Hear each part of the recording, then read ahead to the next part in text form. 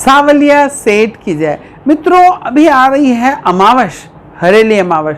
हरेली अमावस के लिए ऑलरेडी मेरे YouTube चैनल के ऊपर बहुत अच्छे वीडियोस हैं। एंजल नंबर्स के ऊपर में है, मैनिफेस्टेशन के लिए है, मंत्र हैं, यंत्र हैं और उपाय हैं। एक से एक वीडियोस में आपके लिए लेके आता हूं, आप उन्हें देखें। अपने जीवन की छोटी छोटी समस्याओं का, बहुत सारी मुद्राएं हैं, इनसे आप अपने जीवन की बहुत सारी समस्याओं को ख़त्म कर सकते हैं। मेरा ये प्रयास है आप लोगों के लिए कि आप लोगों की छोटी छोटी समस्याएं, जिसके लिए आप बहुत ज़्यादा परेशान होते हैं, वो निकल जाए। जैसे हमारे हाथ में एक छोटा सा कांटा लग जाता है, कोई छोटा सा फांस लग जाती है, हम कितने परेशान होते हैं।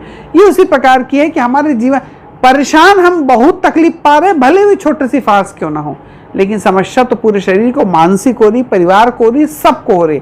अगर इस प्रकार के छोटे छोटे प्रयोग है कि वो छोटे छोटे फांस, वो छोटे छोटे जो ऑब्स्टिकल्स आपके जीवन में, वो छोटे छोटे पत्थर या ब्रेकर्स आ रहे हैं, उन्हें मैं हटा सकूं और अपना योगदान दे सकूं कि आपके जीवन में सुख, समृद्धि, आरोग्य, ऐश्वर्य और धन धान्य से आप भरे रहें।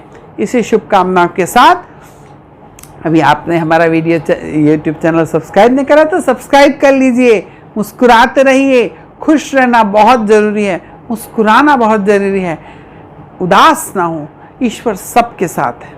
बस इस भाव से अगर आप आगे बढ़ते हैं तो निश्चित ही आपको सफलता मिलती है।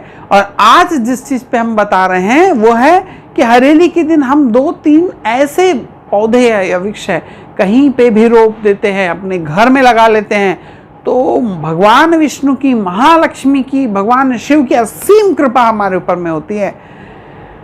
मित्रों, सावन के महीने में आने वाली जो अमावस, हरेली अमावस, इस दिन अगर हम पीपल का वृक्ष किसी देवालय में, नदी के तट पर, शमशान भूमि में या कोई वीरान पड़ी भूमि में अगर हम पीपल का वृक्ष लगा देते हैं तो वह हमारे साथ साथ हमारे पूर्वज जो हमारे को छोड़ के जा चुके हैं, हमारे पितृगण जिनको कहते हैं, उनके लिए भी मोक्ष का दाती है, दान देने वाला है और आपके लिए भी सुख, समृद्धि, ऐश्वर्य का प्रदान करने वाला है।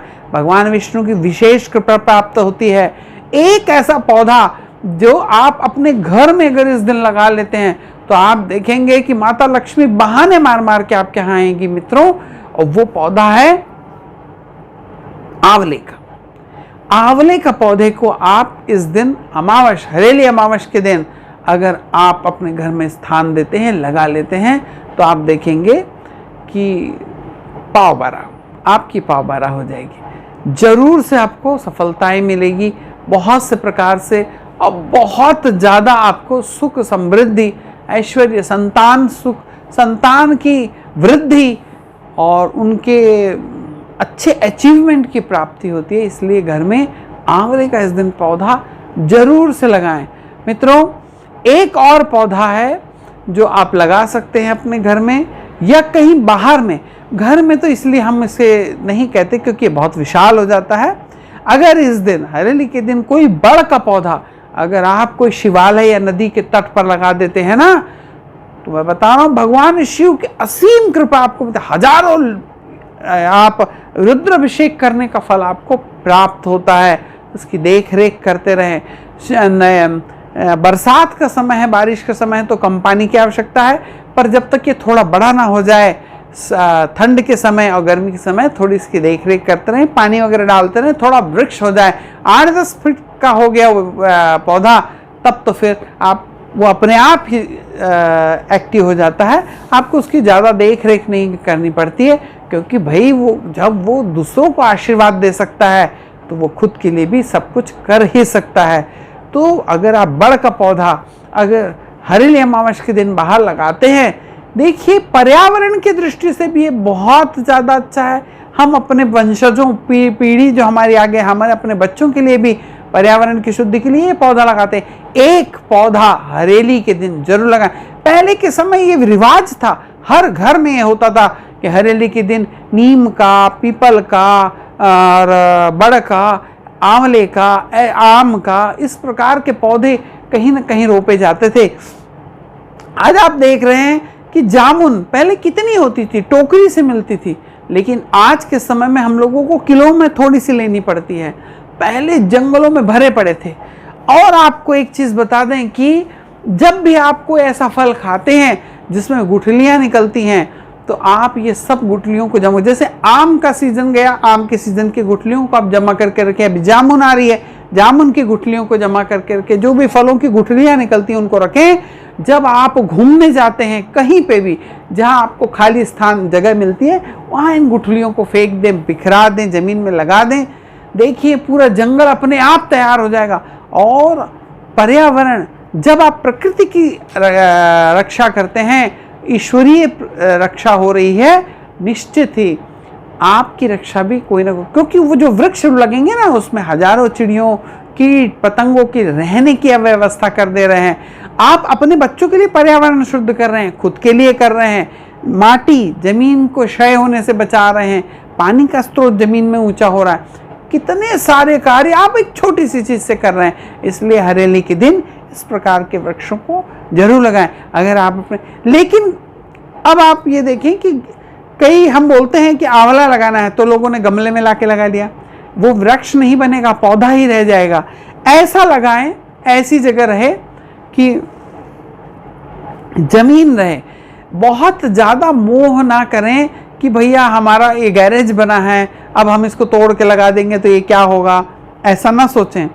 जो आप लगा रहे हैं ना इस प्रकार के वृक्षों को, और जगह वहाँ पे छोड़ के रख रहे हैं, अपने घर में थोड़ी सी जगह रहनी ही चाहिए, छोड़नी ही चाहिए कि जहाँ पे हम कोई अच्छे और बहुत अच्छे वृक्षों को लगा सकें, जो पर्यावरण के साथ साथ हमें भी समृद्धि दे। सनातन धर्म की यही तो सुंदरता है कि हम लोग सब चीज़ों को, हर चीज़ों को पूजते हैं, वृक्षों को पूजते हैं, जीवों को पूजते हैं, संत महात्माओं को, सूर्य को, चंद्र को, अग्नि को, वायु को, पृथ्वी को। हर चीज़ में हम लोग ईश्वर देख लेते हैं, हर चीज़ में हम लोग को भगवान दिखते हैं। बड़ा ही महानता के साथ इतना बड़ा दर्शन किसी भी धर्म शास्त्र के अंदर नहीं है, इतना बड़ा विस्तार किसी धर्म, सनातन धर्म जिसकी जड़ें बहुत दूर दूर तक फैली हैं, इसको समझना पड़ेगा। इसलिए त्यौहार बनाए गए हैं, इसलिए इतने सारे अवसर बनाए गए हैं, इतने सारे उपवास बनाए गए हैं। सोचे कि अगर बड़ का पेड़ न रहेगा तो वट सावित्री की पूजा कैसे होगी, आंवले के पेड़ नहीं रहेंगे तो आंवला नवमी की पूजा कैसे होगी। शनिदेव अगर आपको कुपित कर रहे हैं तो शनिदेव को प्रसन्न करने के लिए अगर पीपल के वृक्ष नहीं होंगे तो शनिदेव कैसे प्रसन्न होंगे। पिपलाद स्त्रोत का हम पीपल के नीचे बैठ के पाठ कैसे करेंगे। ये सारी चीज़ों को प्राप्त करना है तो इन वृक्षों को लगाना ही पड़ेगा। लगा के देखें और आप देखेंगे धन धान्य समृद्धि सबसे आप उन्नत हो रहे हैं। सबसे पहले आपके बच्चे भी उन्नति कर रहे हैं, योग्यता प्राप्त कर रहे हैं, उनके अंदर दुष्टता के भाव खत्म हो रहे हैं, सौम्य रह रहे हैं, शांत रह रहे हैं, खुश रह रहे हैं, उनको एग्जॉशन नहीं हो रहा है। आज का डिप्रेशन हो रहा है लोगों को, क्यों? क्योंकि केवल मोबाइल में जूझ रहे हैं या फालतू बातों में जमे। हमने पर्यावरण से अपने आप को काट लिया है। इसलिए समय समय पे आने वाले त्योहारों पे किए गए जो उपाय हैं, आपके साथ साथ समाज के साथ देश और इस पूरी पृथ्वी को संरक्षण प्रदान करते हैं। आप अपना नहीं, अपने वंश का नहीं, देश का और पूरी पृथ्वी, पूरे पर्यावरण का आप संतुलन बनाने में योगदान दे रहे हैं। जब इतना बड़ा योगदान रहेगा तो निसंदेह आपकी उन्नति तो होगी, क्योंकि सबका आशीर्वाद आपको मिलने वाला है। इसी शुभ भावना के साथ राधे राधे।